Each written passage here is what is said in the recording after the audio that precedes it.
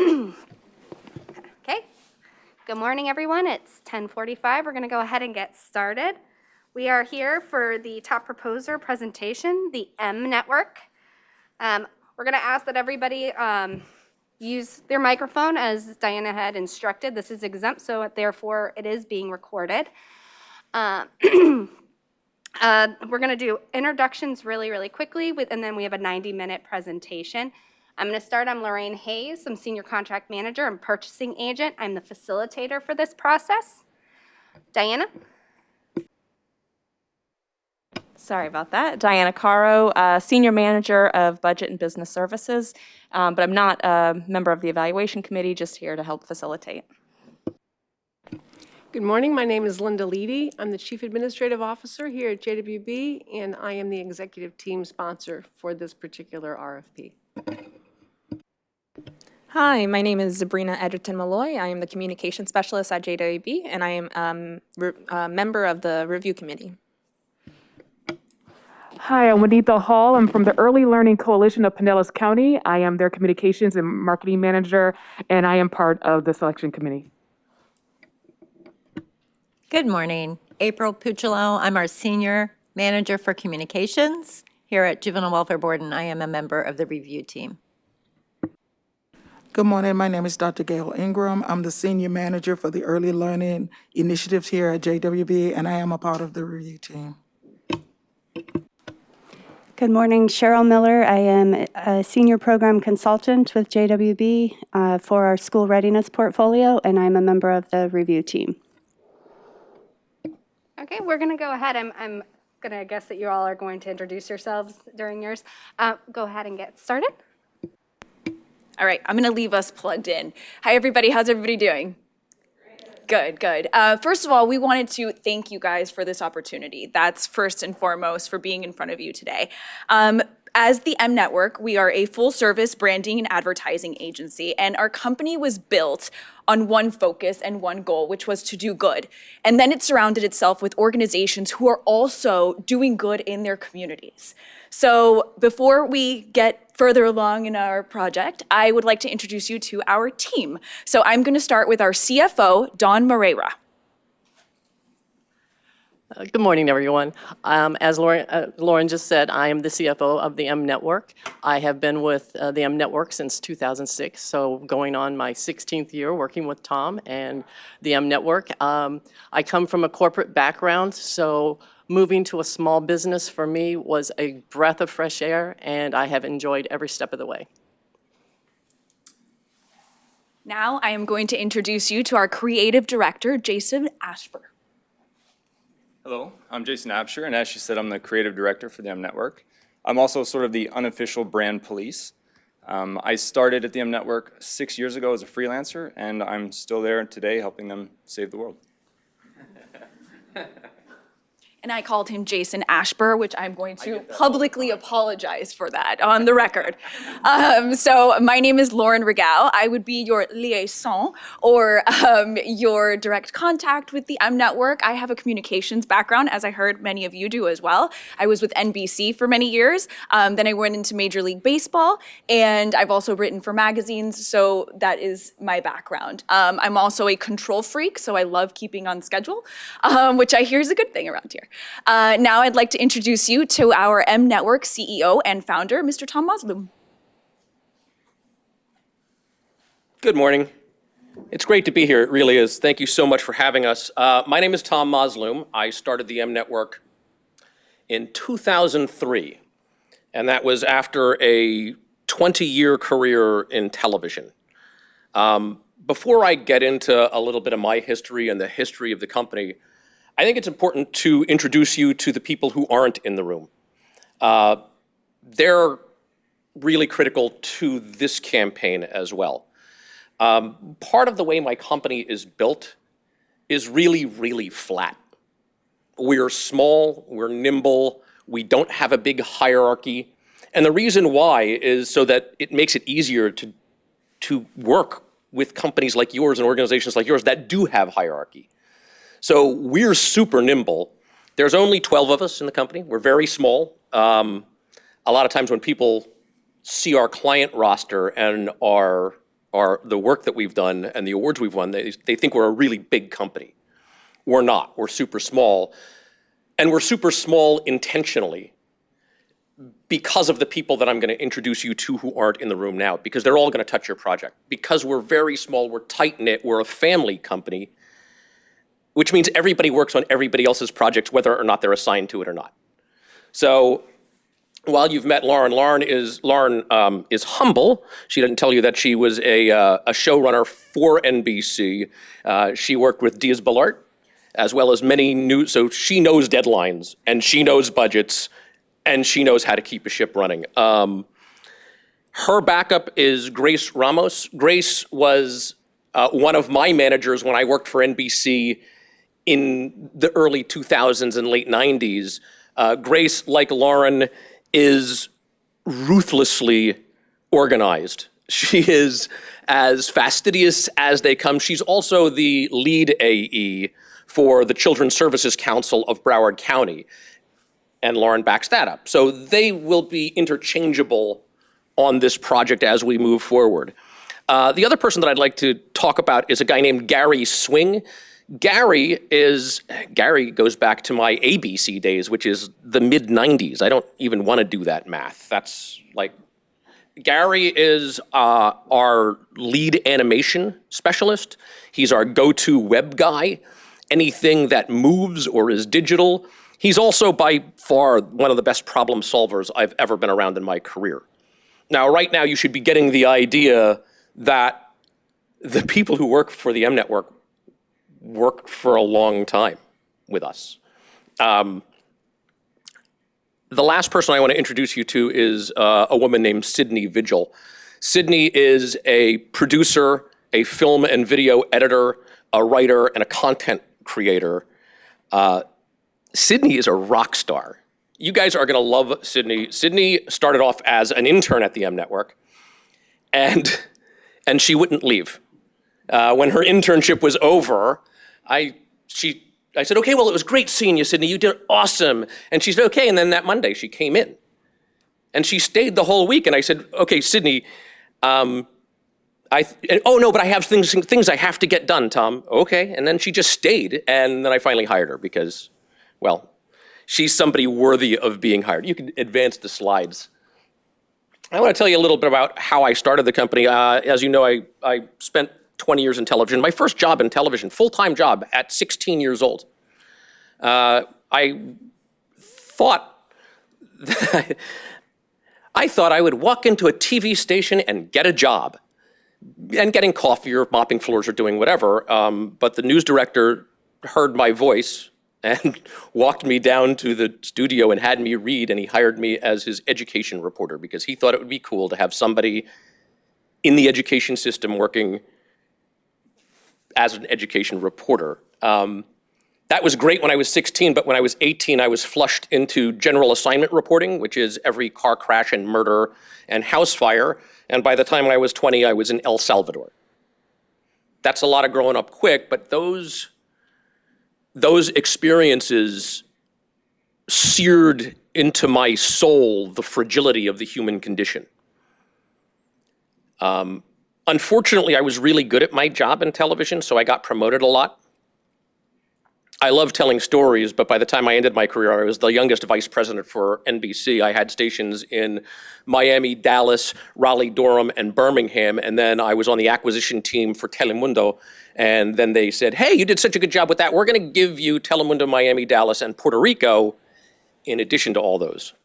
And that's when my wife said, you can be married to your job, or you could be married to me.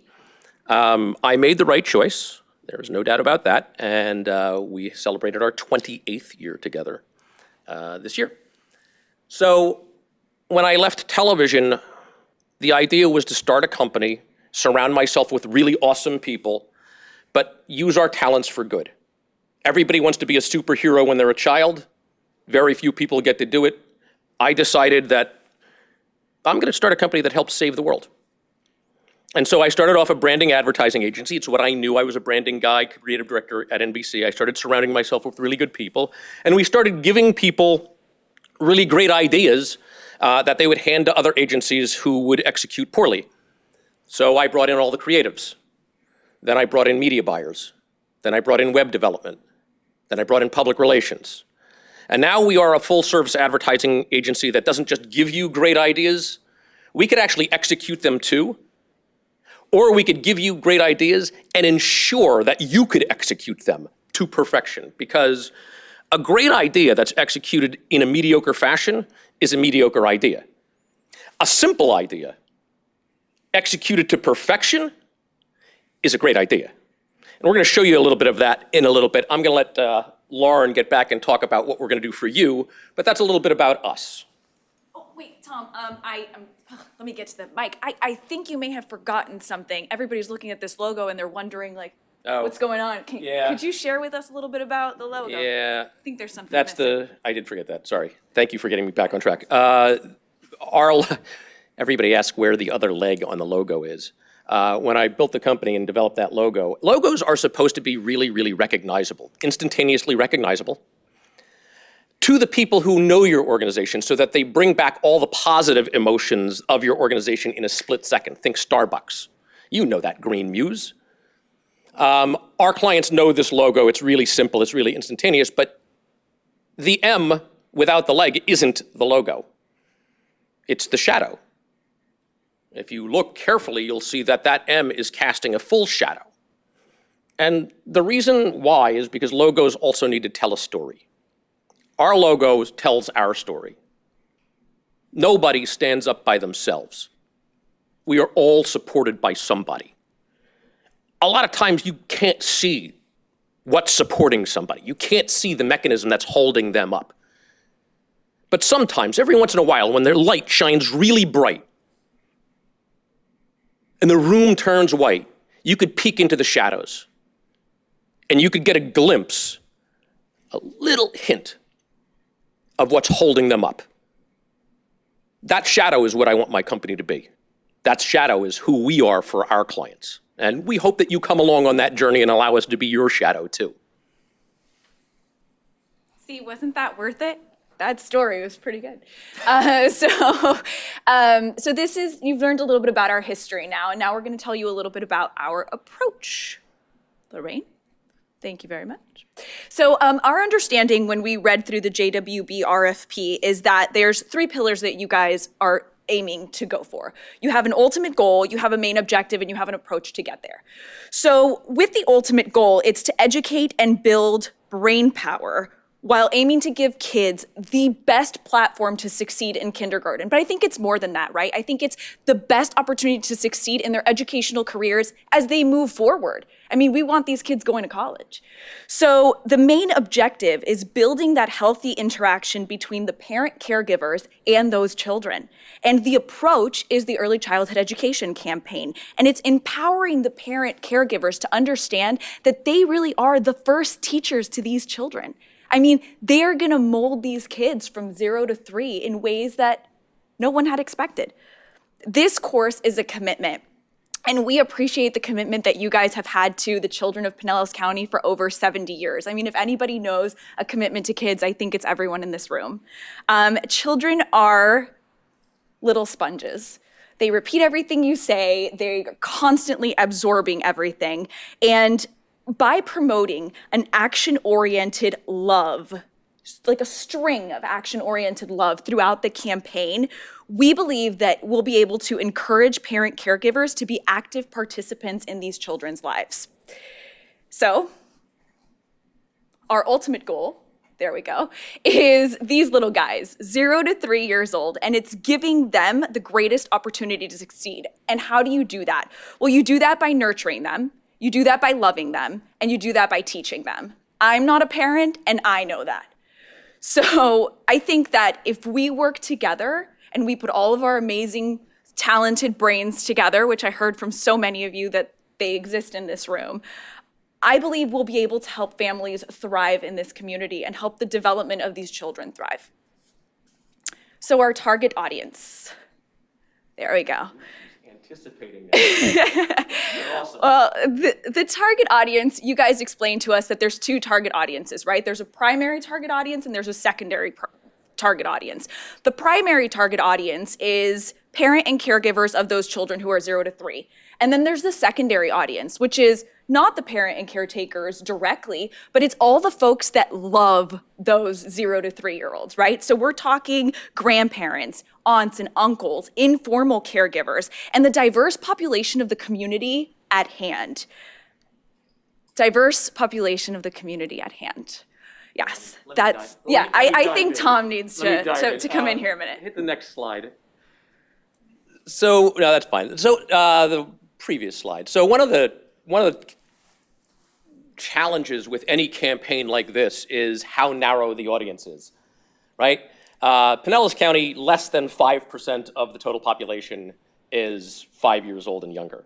That's a very, very narrow band. And when you think about the folks within that narrow band, the subsections of people who need this campaign the most, that's an even smaller number. The equity lens that we operate on, as a rule in everything, is an eye on the narrowest band. We know that there are pockets of your community, demographics within your community, that need more expense to reach. Their consumption habits of media, of marketing, are different. They're harder to get to. We always have an eye on them. The language that we use, it's really easy to have a conversation in a room full of peers. It's very, very difficult to have a conversation of meaning and import in a room full of people who don't understand each other, talk past each other, talk at different levels. So our campaigns are built to reach the hardest to reach, because we know if we could do it that way, if we could structure messages that resonate with them, both culturally, education, language, look, feel, it's going to resonate with everybody else as well. And that is expressed in our creative as well as our media buy. So the next slide, now that I'm on media buy. The other challenge with this is that's Pinellas County, as you guys know, and the yellow is the Tampa DMA. So you're in a community in which mass media, let's pretend I was going to recommend buying a TV spot. That's a lot of waste. Now, I'm not taking TV spots off the table. We don't know yet. I'm just saying we would have to be really clever, and it would probably, in my estimation, just sitting here or sight on scene, that wouldn't be the anchor strategy. That might be air cover. Like everybody loves a full page ad in the newspaper. Do you know nobody reads that page? Because there's nothing on it. But you get it so that your board could hold it up and go, see, we got a full page ad in the newspaper. TV spots are the same way. I'm not saying we're not gonna do one, I'm saying they have a function, but reaching this particular audience and the sliver of that audience that's important, probably not the best thing. But there's good news.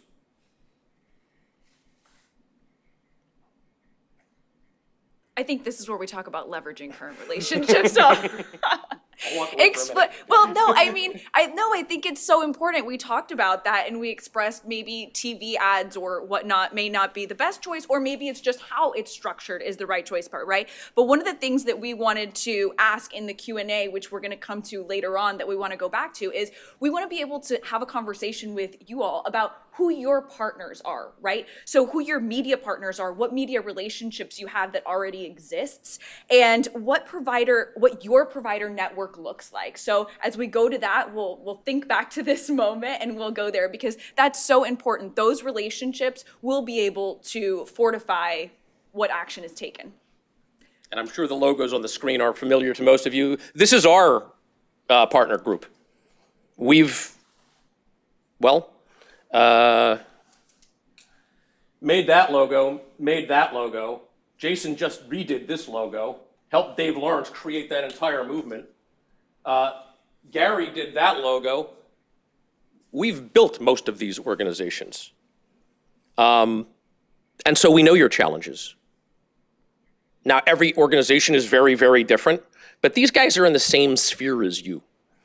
They're operating to the same audiences that your audiences are there, have the same challenges. And when I tell you that we've done this before, we've done this before. Let's go ahead and change this slide. When I first started the company, I was very, very proud, and it was a long time ago. My wife, Lisa, was working as the managing director for a multinational PR company called Golan. They're an IPG company, and they are massive. And I came home from dinner one night, and I was very, very excited. And I sat down and I said, I have big news. And she says, wait, I have big news too. We won Walmart. And I said, I won the Children's Trust. And Lisa couldn't be happier. She said, this is right in line with what you want to do. This is an organization you could sink your teeth in and make a difference. We were their agency of record for 15 years. When we stepped away from that, we haven't really ever stepped away. I mean, we have a meeting with them next week to talk about stuff. I mean, we still support them in every possible way we can. We've done countless campaigns, vaccination campaigns, absentee campaigns, First 100 Words campaign. I'm sure you're familiar with that. We built their website. That website still exists today. We started the Heart Gallery for them, getting foster kids adopted. That was actually my idea. It's a charity that I started when I was at NBC. I just translated it to this. Kids have been like a real passion to me. And when we set the template for them that they're still using today, they're very recognizable. We set it for a reason.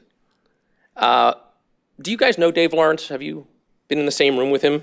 Okay, so next slide. So that work, Dave called me up, and if you know Dave Lawrence, Dave doesn't ask questions.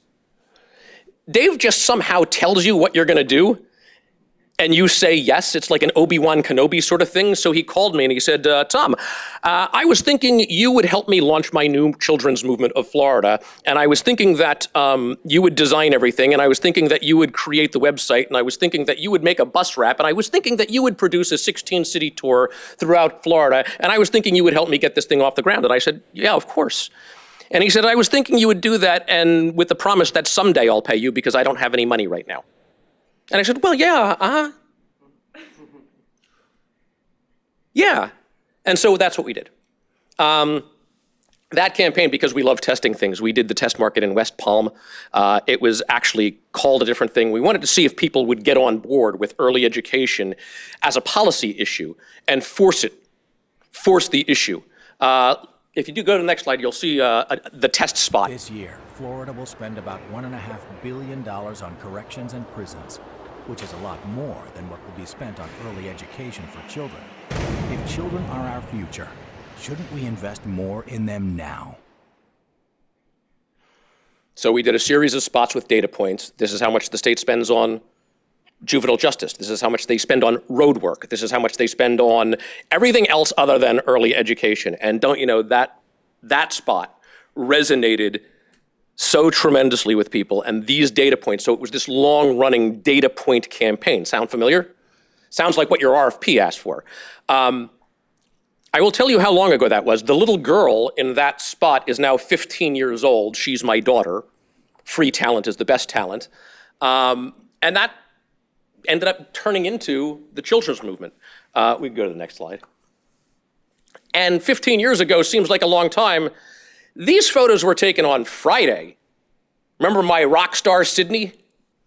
Well, that's her. She's working with another rock star. I forget the young kid's name, but he goes to that child care center. We're helping ELC of Broward do a campaign to recruit people to start careers in childcare, because there's a dearth of childcare workers right now. And that really has a tremendous impact on the rest of the community. If you can't drop your kid off at a childcare and make sure that they're having quality, nurturing, loving childcare, if that's a concern of yours, you're not gonna go back to work. And if you're not going back to work, the economy's not restarting. So there's a hinge in there that we know. And so that was last Friday we were shooting that commercial. That's our, Steve Weiss he's been our director of photography for about 10 or 12 years now. Great guy, has motion picture experience. He's fantastic. We can go to the next slide. And that leads us back to Lauren and how we're going to work with you and the relationship that we hope to build with all of you. Thank you, Tom. So this is process and relationship time. Because we work with government and board-run agencies, we understand staying on schedule. And if you ask the team behind me, they will tell you how much of a schedule freak I am. I was sitting in your parking lot 30 minutes before this meeting just because I did not want to be late. So schedules are very important, but we also understand that when it comes to projects like this, we also need to be nimble and willing to change. So there we go. So here we have the project calendar that's based on the scope of work that was provided to us, which you all should have a copy of this calendar, and if you don't, we can get it to you. But basically, the first page is up on the monitor right now, and there's 3 things that we're going to point out. The yellow are those deliverables. Those are your deliverables. Those are not movable, right, unless it comes from you all. The meetings are in blue, and the white is the work process. And those are a little bit more nimble. Those can move around a little bit if you guys, if decisions take a little bit longer time. Yes. Lauren has taken the liberty of scheduling every single meeting and every deliverable and every phone call in advance of working with you. The only thing It's why we love Lauren. The only thing She I makes me ask tense. is for a cup of tea. That's the only thing I ask for. So the 4 initial slots that you guys are seeing there are onboarding meetings. And the reason that we chose to add so many onboarding meetings at the beginning is because we looked through your data and we know how important and how vital that 0 to 3 think tank is for you guys. So we want to be able to absorb as much of that knowledge as humanly possible. We want to sit with you guys. We want to learn about those 70 years of wisdom that you guys have to offer. I think it would be arrogant for me, especially being 33 years old, or anyone for that matter, to come in here and tell you that they know more about these children in Pinellas County than you all do. So that is specifically why we want to sit and we want to take it in. We want to be those sponges. We want to be those little kids, and we want to absorb as much of the knowledge as possible. Next slide. Yes. Oh, Tom snuck that in. That's a picture of what he envisions my brain looks like. Thank you. Right now, that's what's going on. Yes, okay, next slide. So this is the key to the work plan is, as you can see, right there, we have the JWB, we have the 0 to 3 think tank, we have big ideas, we have testing, we have execution, we have brainstorm. This is a collaborative process. No, that's all right, we can go, that's good. Yeah. Are we running behind on time? Yeah. Okay, good. Okay, next slide, please. There we go. All right, so this is part of the collaborative process. So in these brainstormings, we would work M Network, JWB, 0 to 3 think tank. Before we go anywhere though, I think our creatives got a little ahead of themselves. Jason, was that you? That's not me. I just want you to know that's not an example of my work that somehow found its way in. I think we've branded the 0 to 3 think tank with its own logo, so. I think one of our creatives had too much time on their hands. They couldn't find an actual logo. So they put one together. All right, so. I don't think the smiley face and the exclamation point works. I'm not down with that. Hey, it's from the JWB smiley face. No, well branded, I just know. As the experts in the space of marketing, we have an award-winning team. The M Network's quality of work is beyond. You don't have to worry about that. And when it comes to expertise on children and families, we don't have to worry about that because that's you guys, and we have trust in that. So, more brainstorming. When we get to brainstorming ideas, we are going to flesh out 3 of them with you guys. These 3 ideas will have gone through many discussions, as you will see in that calendar, and they will work with the 0 to 3 think tank as well as your team here. And then that brings us to, once the concepts have been fleshed out, doing research, focus groups, prepping for testing with our go-to research partners. Now, These are our go-to research partners that we've been working with for years, but that does not mean we are not willing and open to speak to your research partners, whoever they may be, and we'd be willing to work with them as well. But we tend to work with Ben Dixon and Amandi, and actually that is a long-standing relationship which has some really good stories to it, so I'm gonna have Tom come fill you guys in on some B&A. I'm not going to tell you all the stories, but Ben Dixon and Amandi actually hired us for the Children's Trust account many, many years ago. Sergio Ben Dixon was a legend in the public opinion research sphere. He pioneered ways to get research out of hard-to-reach demographics, people who ordinarily were left out of the process. Very hands-on approach. He passed away. His partner, Fernand Amandi, and I have been partners in crime, I mean, really since the very beginning, and have done hundreds and hundreds of campaigns together. We hire each other. We go back and forth. I have a huge amount of respect for the work that they do and how they go about it. Fernand is a minor celebrity. You'll see him from time to time bantering about politics on MSNBC, but don't hold that against him. They really are a startlingly good company. And they have helped us come to the final development ideas on more than one occasion, and we'll show you a couple of them in a little bit.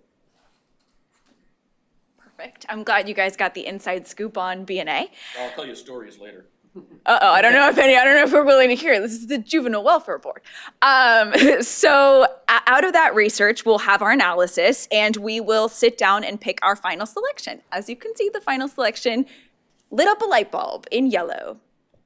Then comes the rollout. So this is where the hard work actually starts. This is the action plan. This is where our creatives come together and they formulate what the idea will actually look like. So this is style guides. These are templates. This is, music, voice, tone, media plan. Yeah, let me, Yeah. I'm going to keep interrupting you. I'm really sorry about that. I'm sorry about that. I'm going to keep interrupting her because it's like having a meal at an Italian home. It's just, we keep talking at you. Or a Cuban home. Yes. Yeah. Or a Lebanese home. Yeah. One of the things that is important to us is that we don't just give you an idea, that we give you assets. A lot of the stuff that we're going to show you as work examples were stuff that we executed, but we also handed over a lot of assets and help other people execute. The work plan all the way up there, the work plan defines how we're going to get from all the way at the top of this relationship to this point. And then this is where the real hard work starts. So we understand that there's different skill sets and different levels of creative and different people who are going to be operating on this. Your in-house staff might be great, but if we leverage your provider network, we might be dealing with somebody who's just a volunteer and just picked up Canva for the first time, or only knows PowerPoint. We're going to lay out things once we have that understanding. We're going to lay everything out for what you guys need and what your providers need, no matter what it is. We're also not going to make stuff you don't need, because hand in hand with this, a media plan will have been created. That media plan is really a marketing plan.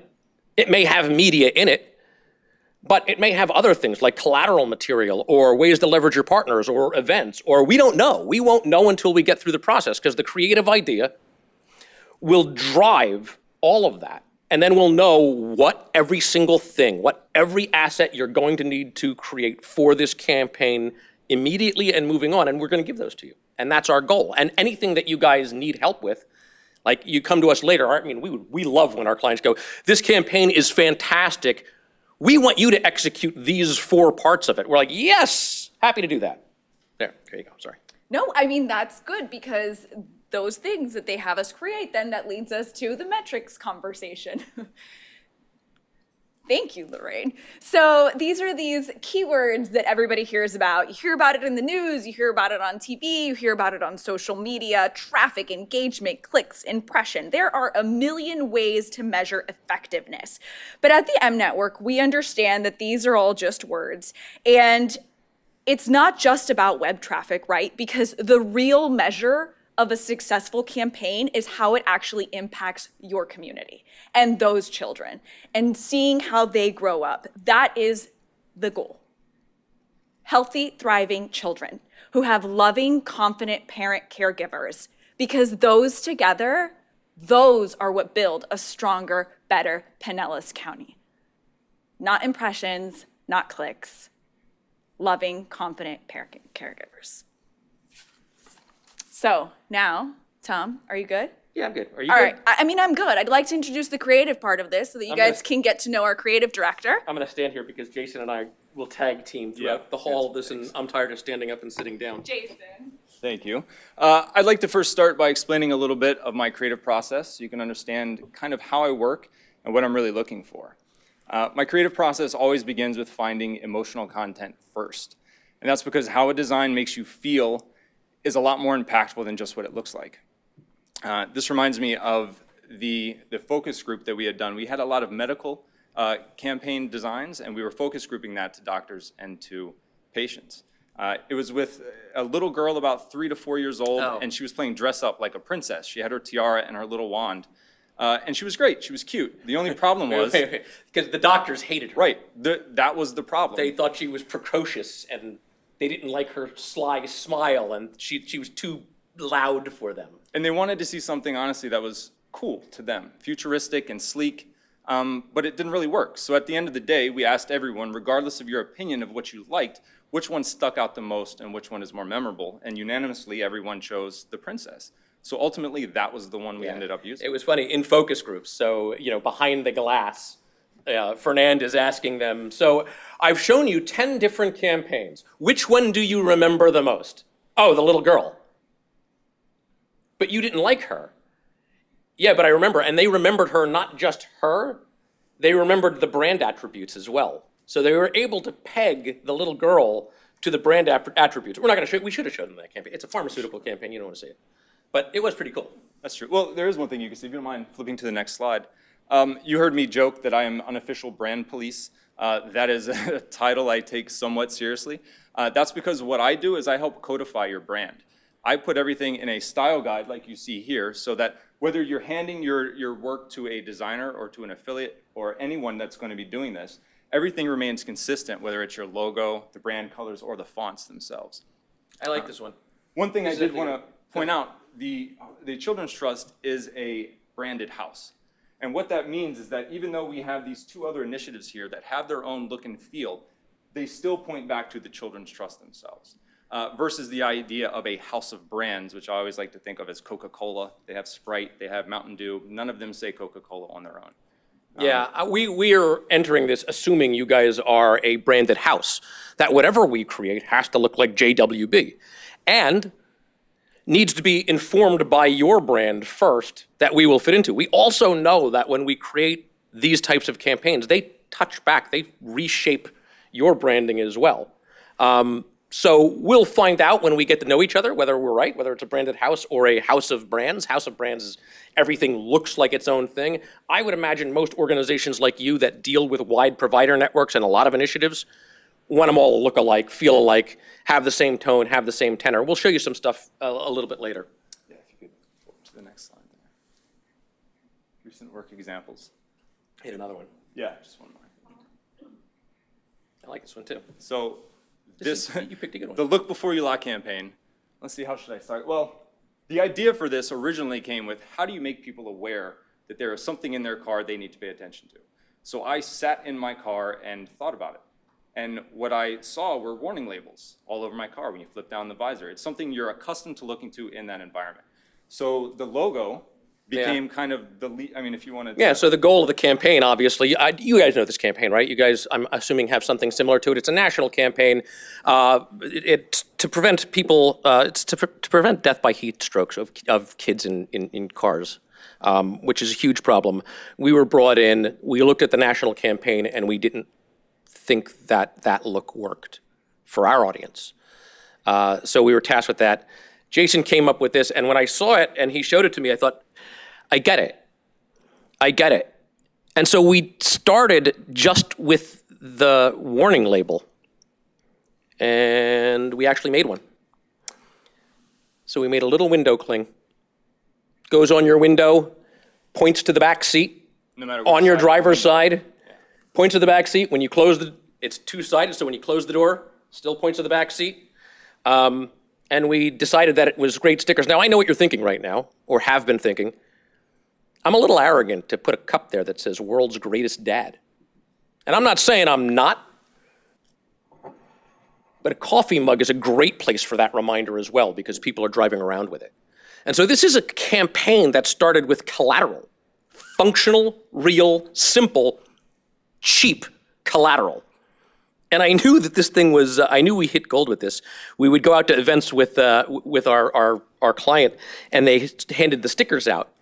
And the little kids were taking the stickers and putting them on them and running around saying, look before you lock, Daddy, look before you lock. It was so awesome. It was pretty great. But that's not where it stopped. We did do a bunch of other things. You want to talk through what our executions were? These were our digital ads. So we have our one small reminder, as well as tips on ways you can remember that you have a child in the back seat, such as putting your shoe in the back seat or putting a teddy bear up in the front of the car. One thing I did want to mention about this is that these were also done as templates for the affiliates. We laid out all of the branding elements in a way that they could not be changed or altered, but gave them the opportunity to create their own tips. We do this whether it's Canva because of the simple learning curve, or we do PowerPoint digital ads, or even PDF that are editable for print. Yeah, the other thing about this campaign was pretty interesting is that we wanted the actual digital and print part of the campaign that you're seeing behind me to also be instructional. If you notice, the sticker is exactly where it's supposed to be in your car. We wanted you to know where to put it on your car, so it made sense. We did do a series of TV commercials.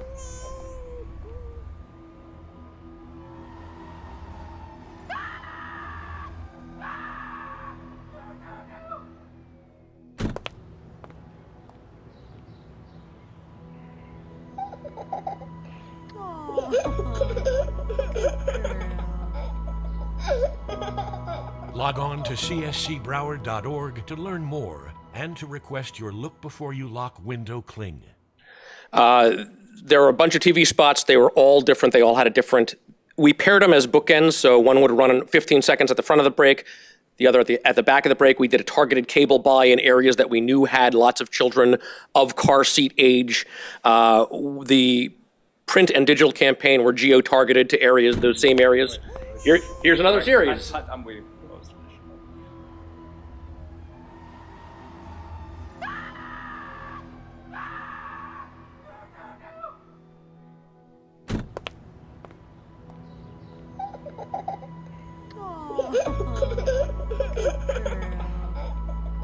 And also a really super simple idea, which allowed all of their providers to mimic these on social media.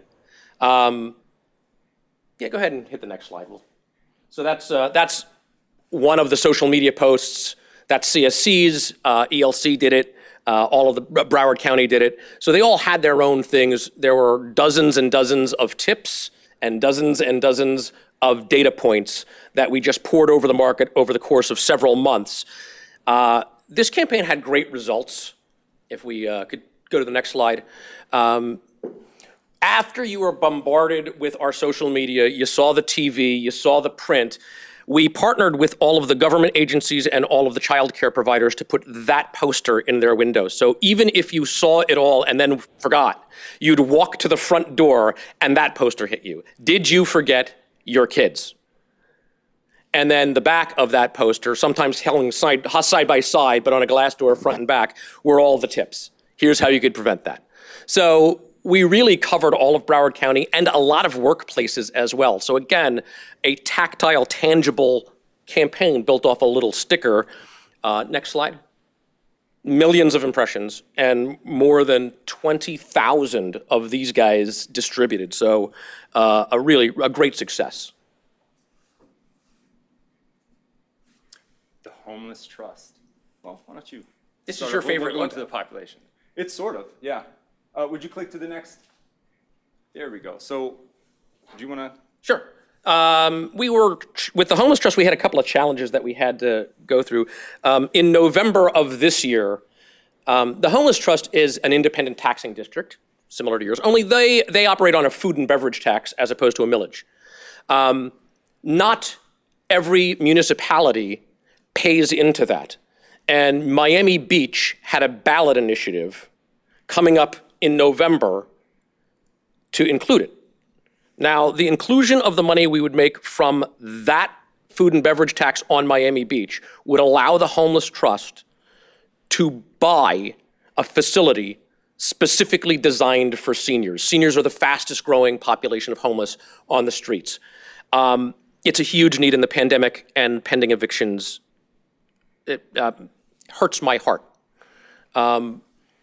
We had a couple of hurdles. We started this campaign a year ahead of time. Our community knows that the Homeless Trust gets people off the streets, but they have no idea how big and broad it actually is. How many human beings are we caring for off the streets? And we wanted to put that in perspective for them in just an awareness campaign. Just an awareness campaign, so that well ahead of the ballot initiative, they would get the idea of, oh, this is a bigger organization than I thought. So we went to Jason and said, what do you got? Well, the design challenge for this is actually how to get people to visualize that amount of people. We had tried this in many different ways, but obvious to me, the population signs really help people understand that because it's something you're used to seeing. And these were area specific, correct? Yeah, we geo-targeted. So if you lived in Deering Bay, you got that ad on your phone. If you lived in Wynwood, you got a different ad. The one with the three, those are all related areas. That's what you'd see in print. So a publication that served those areas. Everybody got their own home is essentially what it is, or their own neighborhood. So down to the neighborhood level, we geo-targeted the campaign, which was pretty interesting when you think about there are more people that the Homeless Trust shelters, feeds, clothes, trains, and looks after their physical and mental health. There are more people in that system than live in the town of Surfside. That had a huge impact. Can I just transition to the next one? That leads So that leads us to the challenge on this is, remember I mentioned the seniors? We wanted to get a building that would effectively provide care for seniors. So let's go ahead and change, which meant that we're running a side-by-side campaign. They're running at exactly the same time. Conventional wisdom says don't run campaigns side by side. They're going to compete with each other. So we had to figure out a way to actually make these campaigns work together. So one is an awareness. And it was Fernand Amandi from Benedictine Amandi who said, instead of an awareness campaign, have people donate. And we were like, well, why? And he said, because if they'll give you $1, they'll give you their vote. And so we started this campaign, again, a lot of different executions. What was cool about this is we actually got all of the lines that you see on the screen from focus groups. And then after that, we A/B tested the campaign live. So a digital would go up with the seniors are becoming homeless at an alarming rate. And we'd see how it performed against, don't let the streets be the last place seniors call home. And whichever one performed best, that's the one that got recycled. We also did close-ups versus wide shots, happy resolution shots versus desperation shots. So the actual campaign, as it went on, the longer it ran, the more data we got. And we were able to hand that data to the political campaign folks when they ran their campaign in just a month before the ballot initiative. So all of the groundwork was set for that ballot initiative by the advertising agency branding initiative and by this, and all of the homeless shelters and providers got this campaign so they could customize it with their people as they saw fit. Let's go to the next slide. This was the big TV commercial that came out of it. That guy's right outside our offices in Miami. I think there's a play button on him.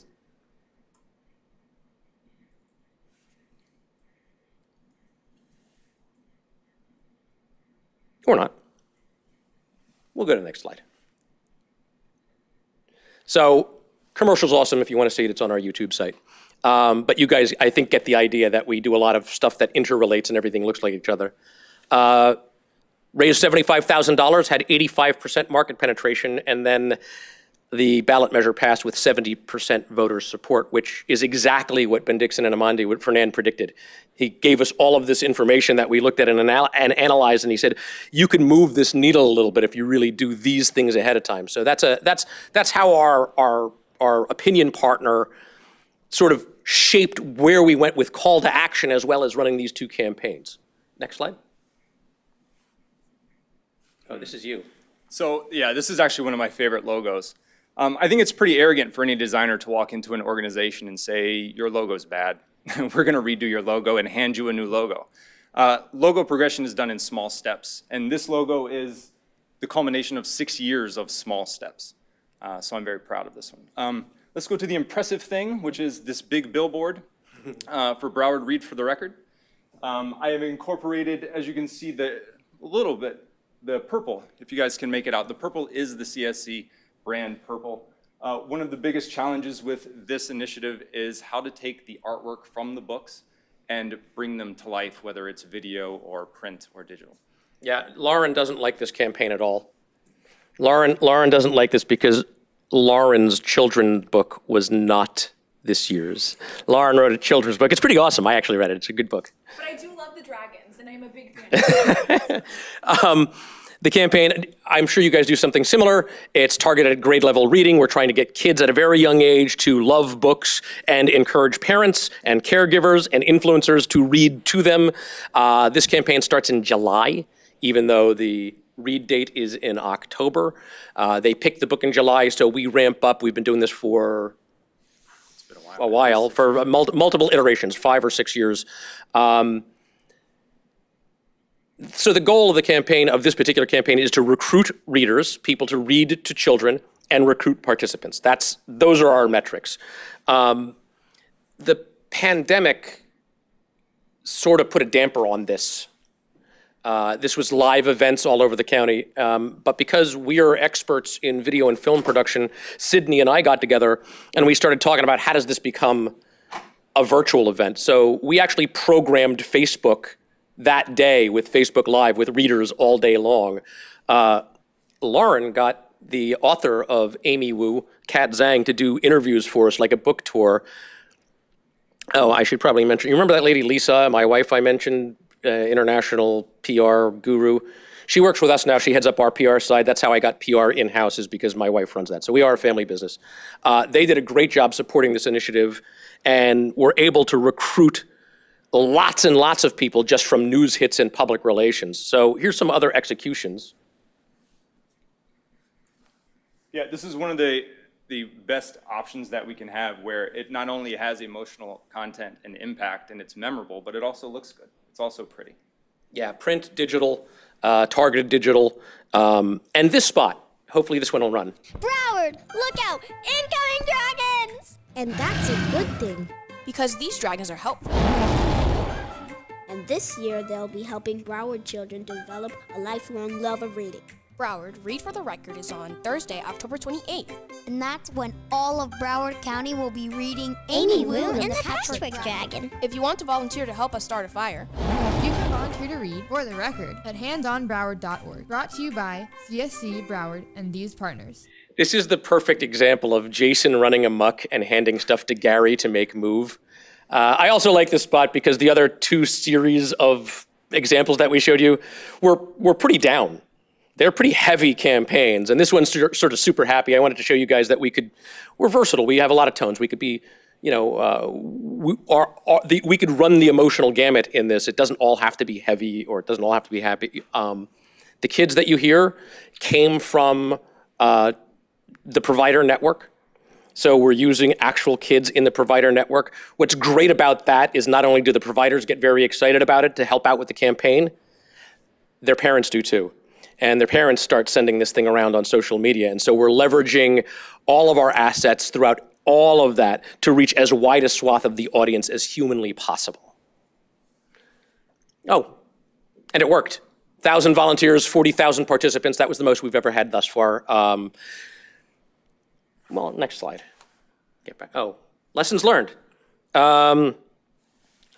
This campaign, collateral matters.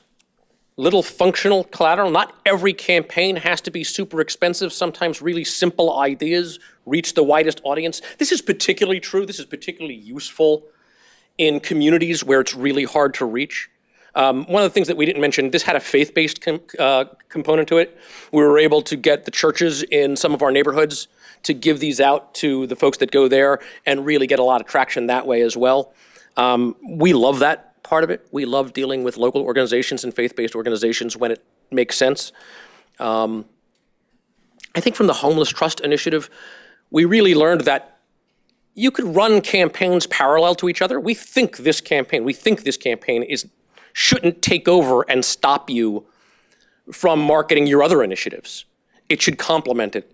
And you could use campaigns that have a lot of data points and a lot of executions and go everywhere, but they complement everything else that you're doing. I think that's a really, really important lesson. And I think the last one is that if you ask. The last one is that Lauren's book needs. Lauren's book. We'll work on your book, I promise. No, I just think when you involve the community and the providers in a meaningful way in the campaign, you could generate a lot more interest in it because people are into it. They love it. They want to hear the sound of their kids. They want to have their parents know that they're part of it, and that's really a great way to gain a lot of traction. Also, if you ask people to read to their kids, they will. Yes, if you ask people to read to their kids, they will. Next slide. Oh yeah, I'm running. Great. So I just wanted to first start. Most likely you don't see a CFO at an RFP presentation very often, but we just want to reiterate that we truly are a team, and I am a part of the team from start to finish on every project. And I will be working closely with Lauren on this particular one and the team during the creative process. Because one thing we found out is a great idea is no good if you don't have the budget to execute it. Also, with working with the team, that it ensures that come billing time, there are no surprises for myself or for anyone else. On to the next slide. So, I'm sorry, with the billing, how I envision this, since it is deliverable based, I'm assuming that you're going to want me to send an invoice once each deliverable is completed by us, as well as approved by JWB. I would prefer, if possible, then on a monthly basis, if we have any out-of-pocket expenses, I would like to bill those on a monthly basis just to keep that flowing as well. But just like with everybody else, we're flexible in that as well. So I will work with your accounting team, with your team, to make sure that I'm presenting any billing to you in a fashion that you're used to or that you would like to see. And with any out-of-pockets, there will be receipts, of course, attached. We're on the cost proposal, sorry. When I put together the cost proposal and worked with the team, what we looked at and what I'm confident about that our numbers are good for our fees on this is because we have done this many times before, similar types of projects and campaigns. So with that, of course, then all there was to do was to put hours and our hourly rate to it to come up with the final figures. Now, the hours are a guide. They're a guide for our team. They're not meant as a stopping point. So if they reach their hours, oh, can't do any more.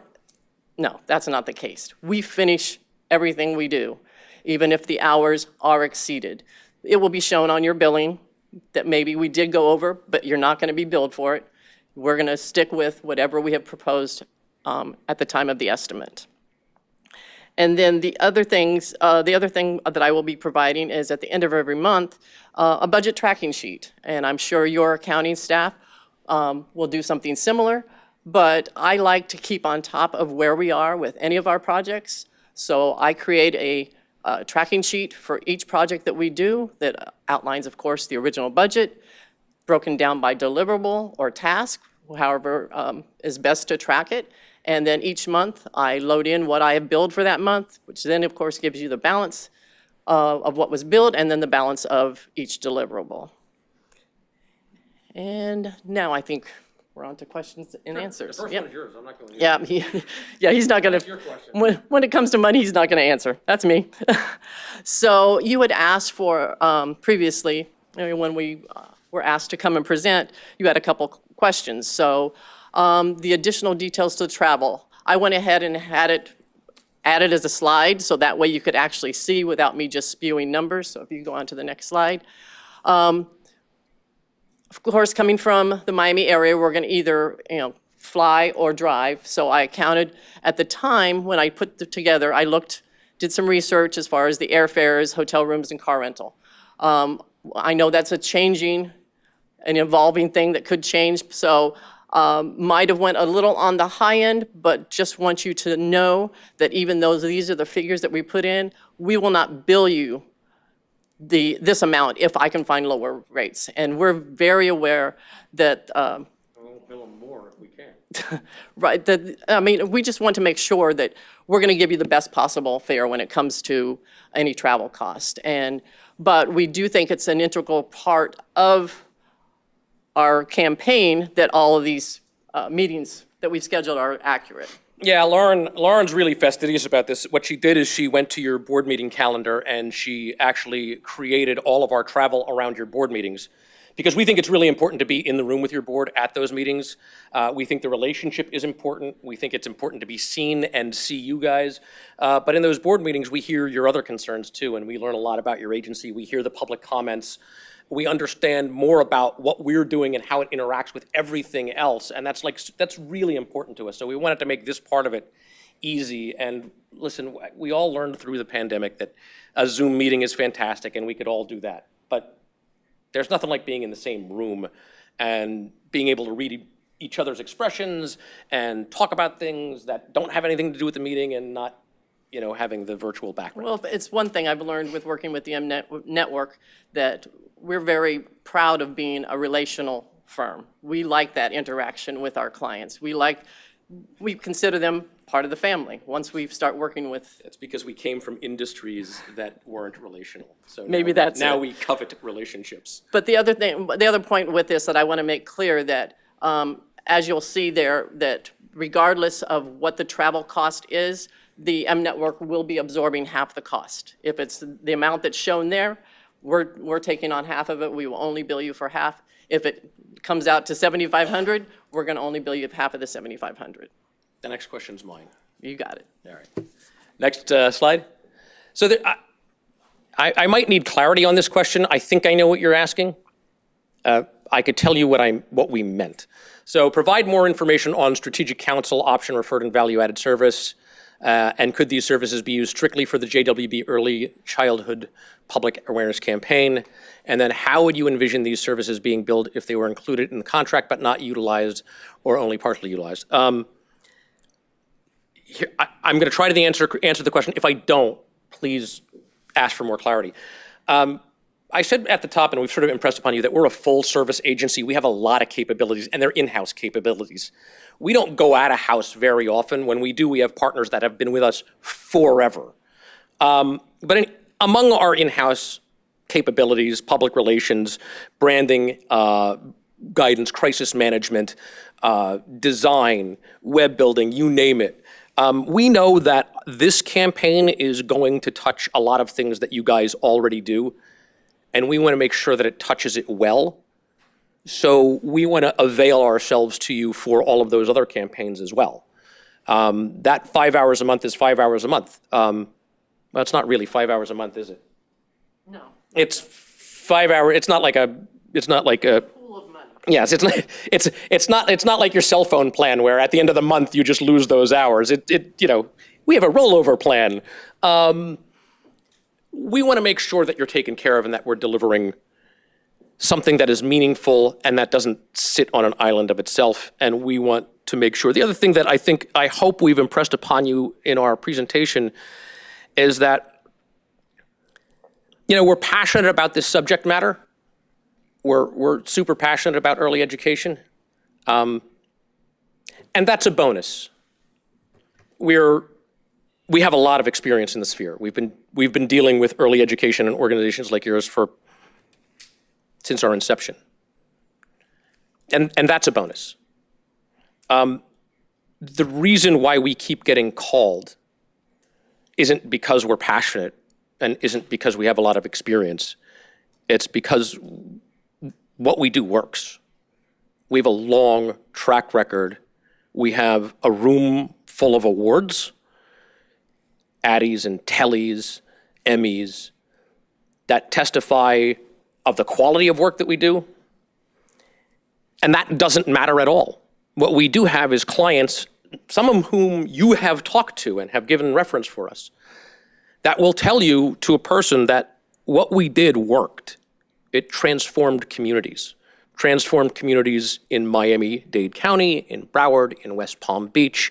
We've transformed communities in as far north as New Jersey and as far west as California. The Surgeon General wrote a letter to us after our work on the Tips from Former Smoking campaign and the Tobacco Free Florida campaign, and credited our work. Now that campaign was, I mean, you guys probably saw it. It's people telling you their stories about smoking. National campaign, ran statewide, ran here in Pinellas County. 20 million lives he credited over 10 years. That's how many people our work helped save. That's the metric I'm interested in. I'm interested in results. I'm not interested in rewards. We're interested in strengthening communities with you. You guys are superheroes. What you do is critically important. And if we could just be a shadow that supports you in that, in the ways that we're capable, we would be thrilled. So with that, we'll take any more questions you might have. Did I answer your question about our time and all that? Is that clear? Yeah, so I'll start. Thank you very much. In addition to being very informative, it was very entertaining. And we need that. We've had a long week, and I can just, it's been a long 2 years. Amen. So thank you very much. Thank you for making the trip here. Thank you for bringing all of your expertise here. And we certainly are very familiar with both our CSC brothers and sisters and the Children's Movement campaign, the milk parties, and David Lawrence. And they have some very similar goals to this campaign. You know, if you go on the Children's Movement website, a lot of what they're putting out there is a lot of what we want to do. We just want to personalize that and bring it home and make it down to the neighborhood level. So we really appreciate everything that you've offered. I'm just going to ask the rest of the team if they have answered those two questions.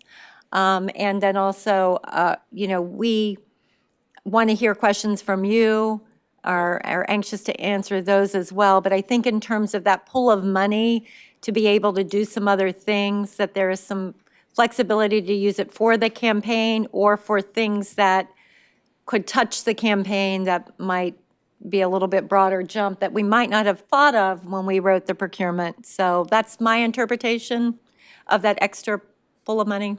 Yeah, I mean, because we've worked with a lot of agencies in similar capacities, and we do a lot of big campaigns over time, we never really know how that campaign's going to touch the rest of the organization.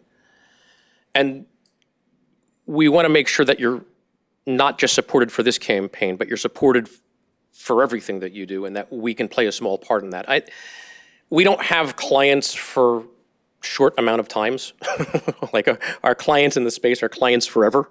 So Tom, I want to make sure that they understand that what we're considering value added for that strategic is actually what we always term as in kind. This is what we're going to do for you over and above. Yes. Okay.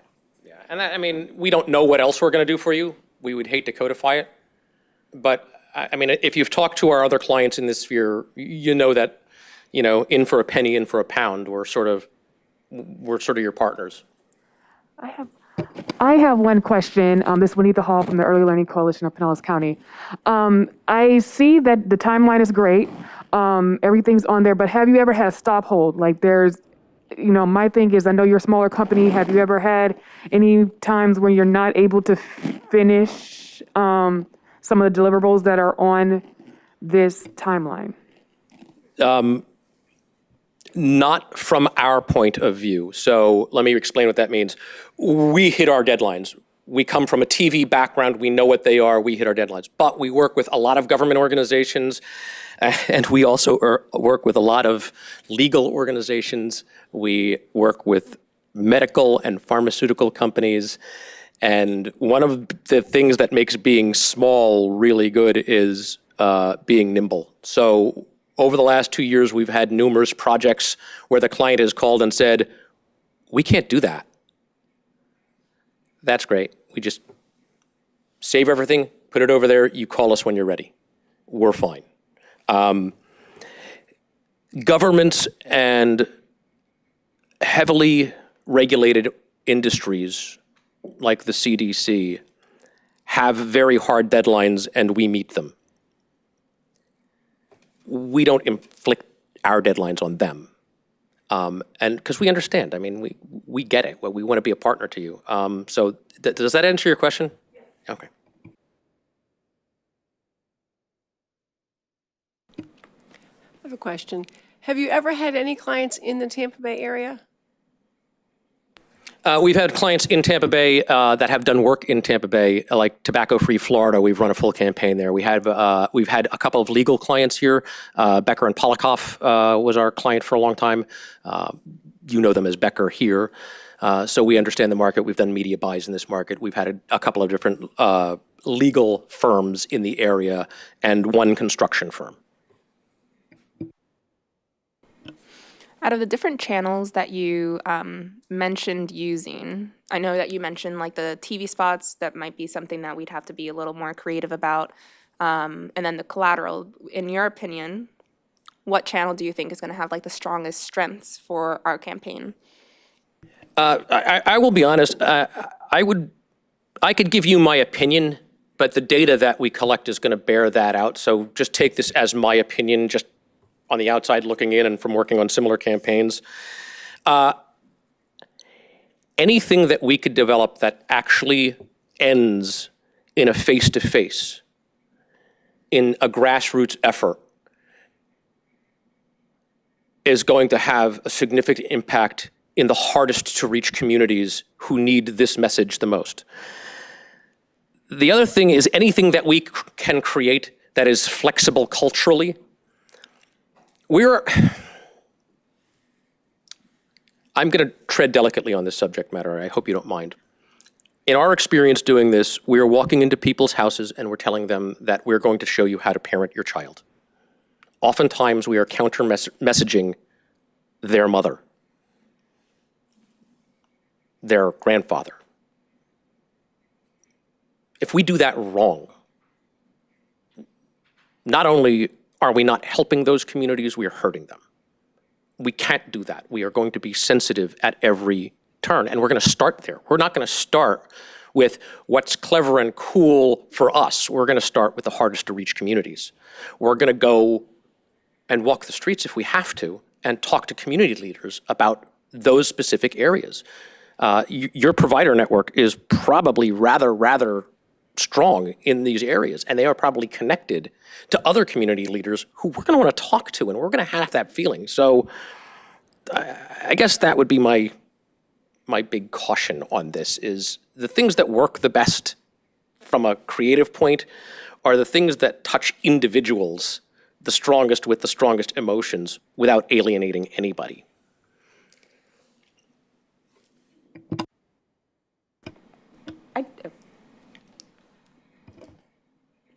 Hi, I have a question about the research and getting to know our community a little better.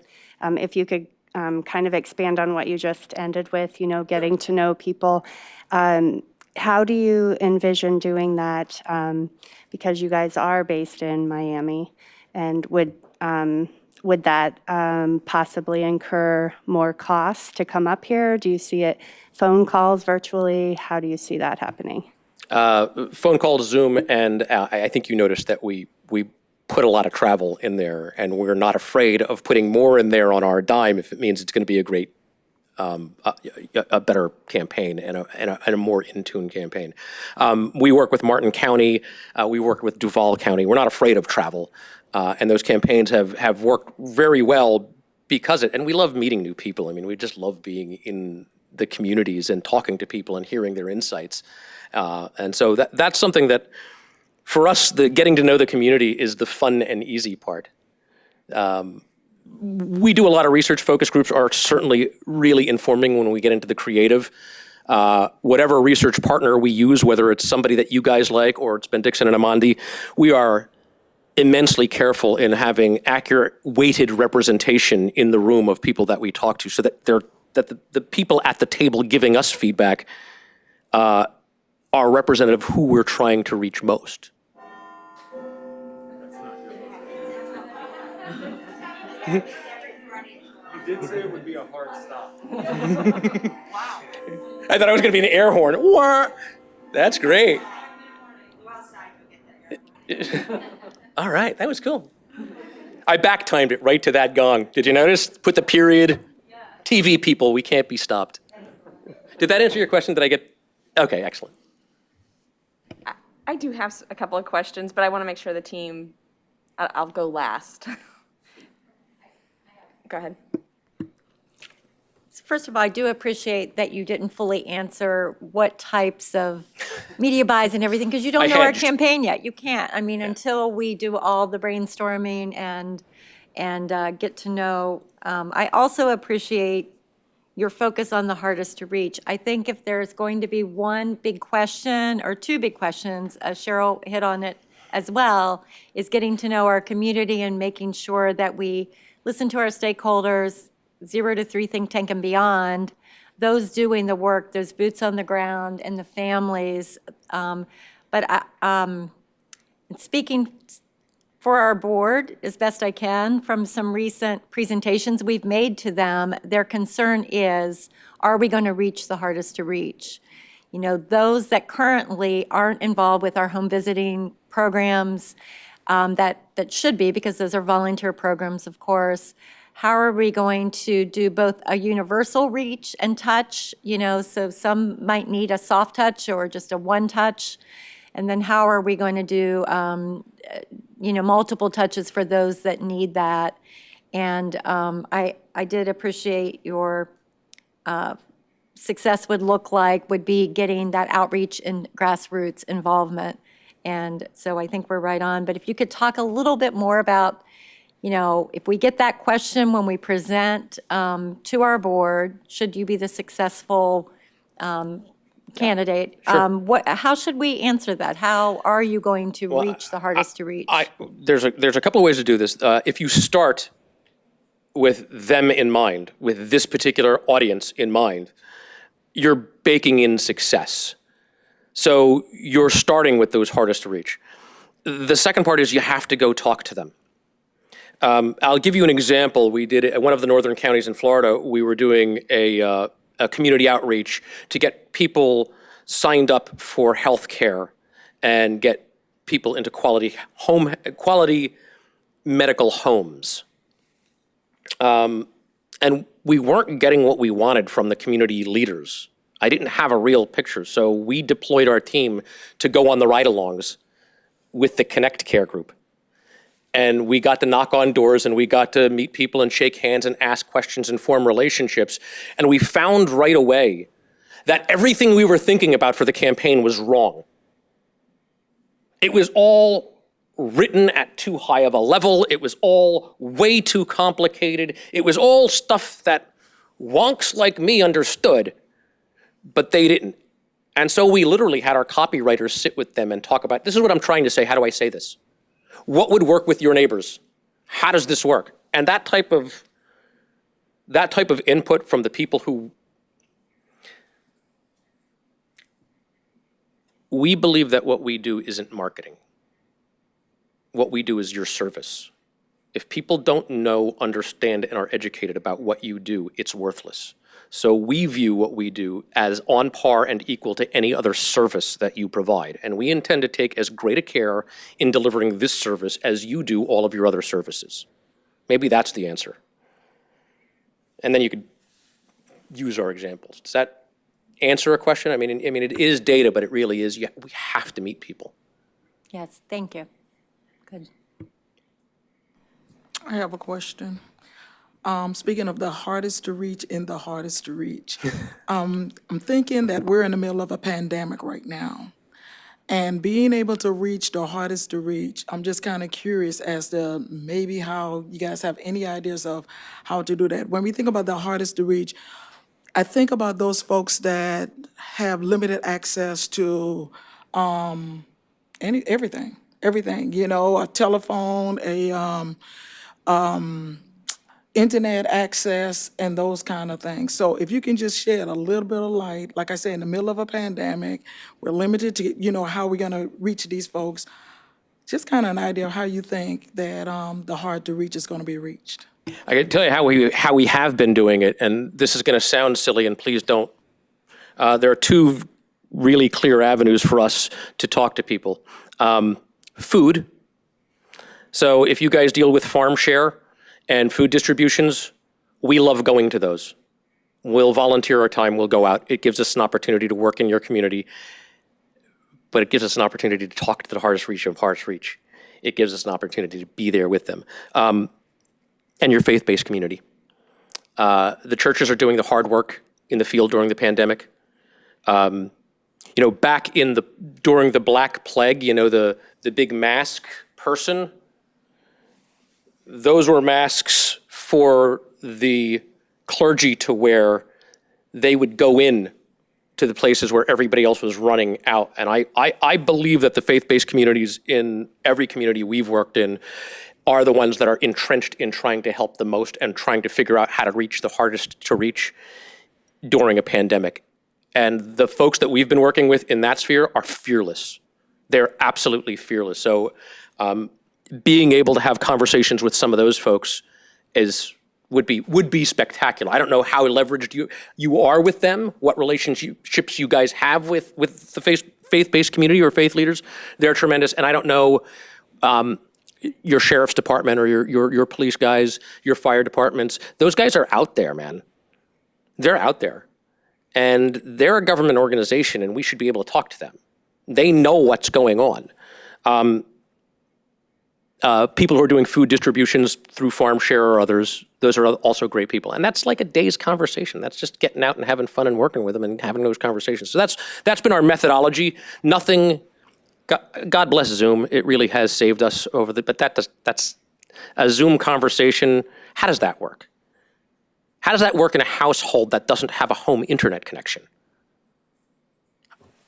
That's not going to work. You can't do that. So as much as I love technology and it saved us, we're going to go meet them. We're going to go shake hands and we're going to go talk to the people who are with them if we can't meet them. I think that's the only way it works.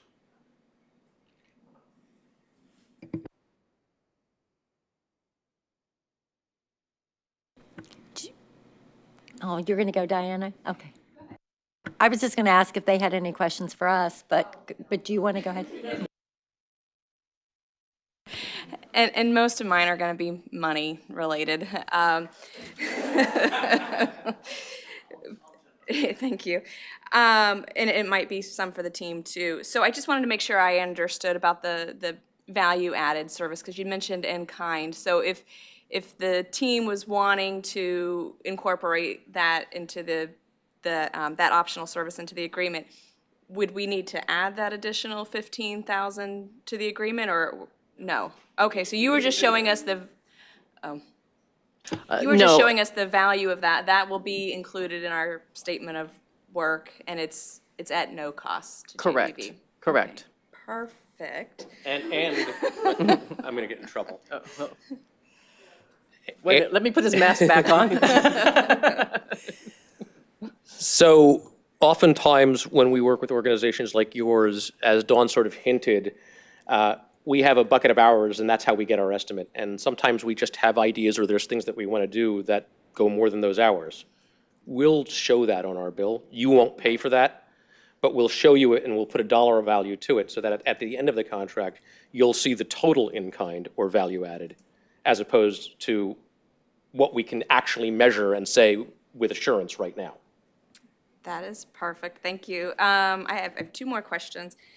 Okay, so going back to the travel, and I guess this is kind of for the team, but Laura, if we could go back to that travel assumption slide.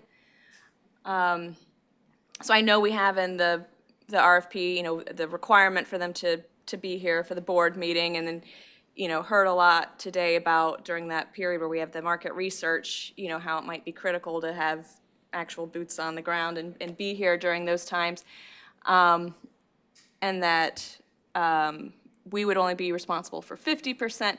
But I just want to make sure from the team with their assumptions here about when they think they might be traveling to JWB, because this would get added into the award that we recommend to the board. So do you think that's a fair estimate of the travel that how often you would want them to come here? Or do you think it's could you get by with less where maybe we could reduce that amount?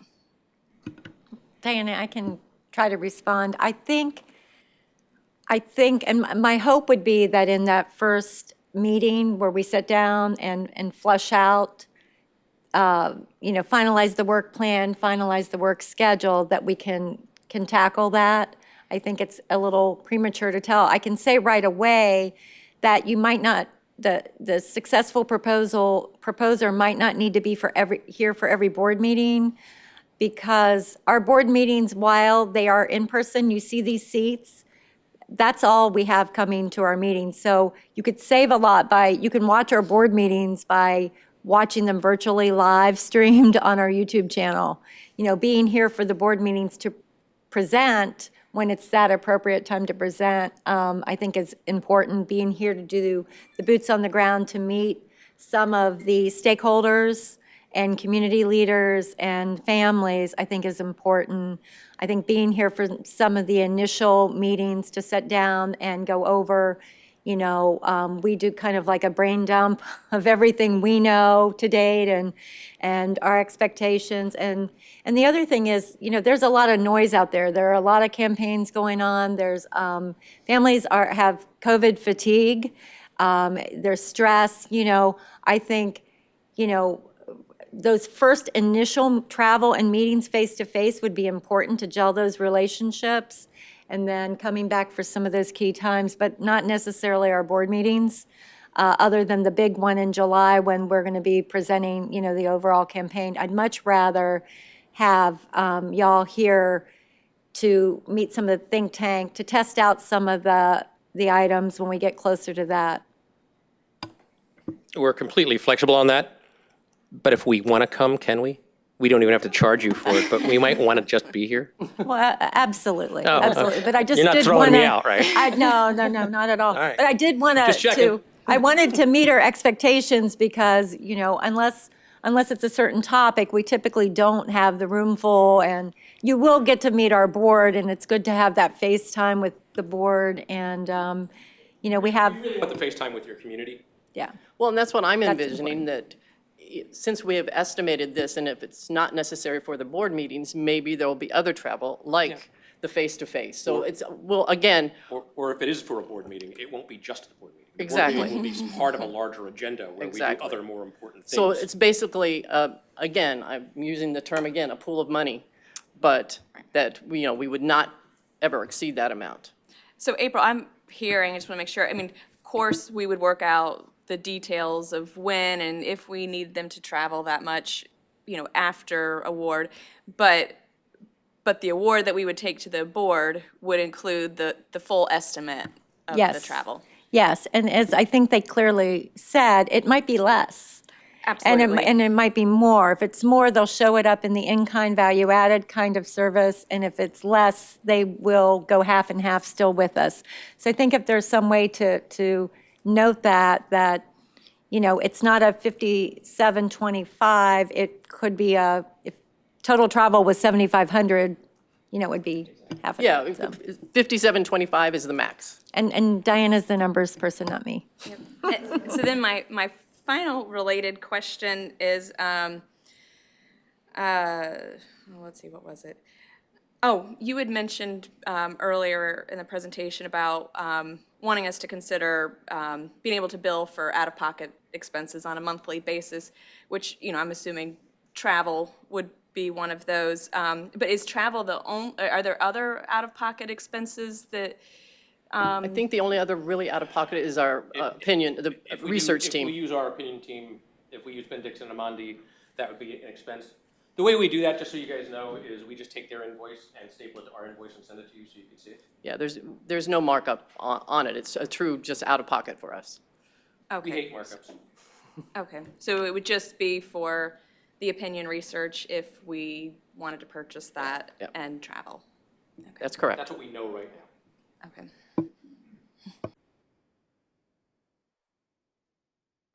Dawn's the one who will rein us in. Yeah, and I was just going to say regarding creative, if there are licensed or stock images or that we ultimately need to purchase, we're happy to, and I think we put that in there under JWB's responsibilities. We can purchase those on our end. That way we own the license, we can use them for other things, and then, you can mock it up with the stock, and then we can work on purchasing those licensed items. Yeah, that's exactly correct. And even at the end, if we decide, hey, you know what, you need some original photography or original video because we want Pinellas County to look like Pinellas County, and we want to use real people as often as we can, those are yours. That's your imagery. You hold the license to it. We show you how to use it.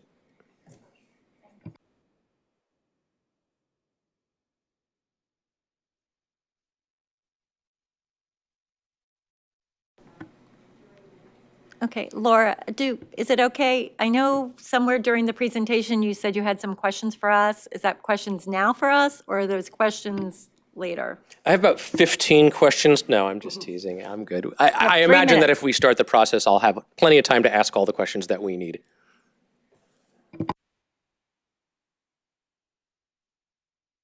Team, anything else that you'd like to ask? We want to go over next steps. Yeah, we can. I just have one file. I just making sure that I understood. So the opinion research, that's an optional additional research. If JWB was to decide to want that, it would be at an additional cost. No, we've baked it into our prices. Yes. Yeah, we've baked it in. So right now So it's included in the cost. It's included in the cost. We strongly recommend research. We have enough experience. We work with people who say, no, we know it. We could be our own research company. Sometimes that works. That's great. But it is something that we strongly recommend. But it's just that it's subcontracted. Yeah, it's subcontracted through our partners. It is the only thing in our contract, by the way, that would be subcontracted. Everything else is in-house. Okay. So I have a related question then, Diana. So they're asking for like out-of-pocket. So if that would be out-of-pocket for B&A, would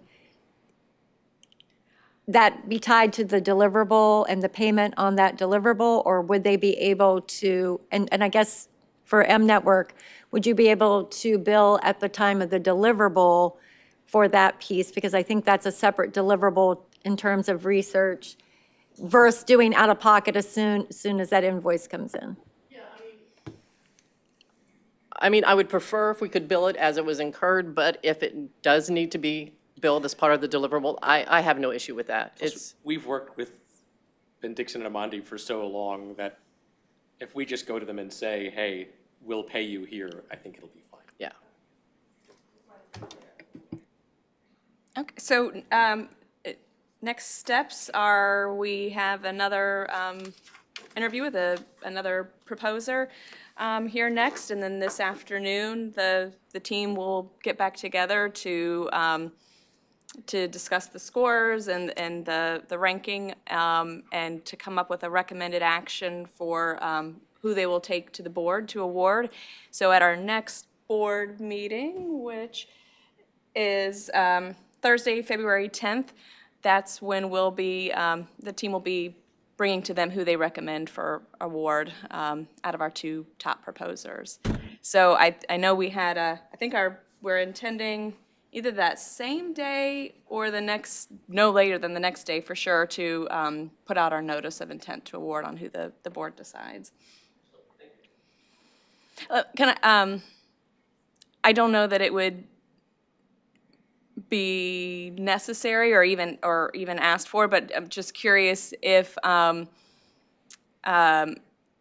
you guys would be interested in, if asked to attend the board meeting, if you guys ultimately ended up being the one that the team recommends for award. Diana, we had already talked about that executive team, and we felt that that wasn't necessary for this meeting. Okay. All right. We already have a full agenda, and there just wouldn't be time. Okay. I've been disinvited to lots of parties.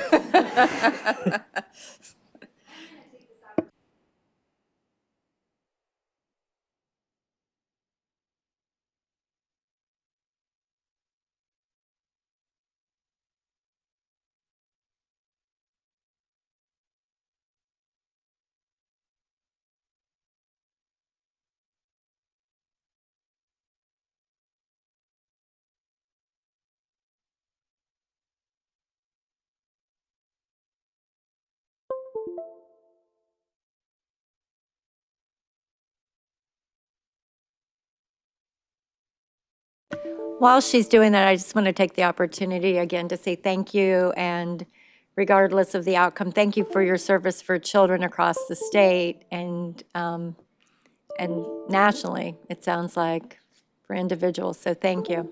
Thank you. You guys are awesome. I appreciate the time.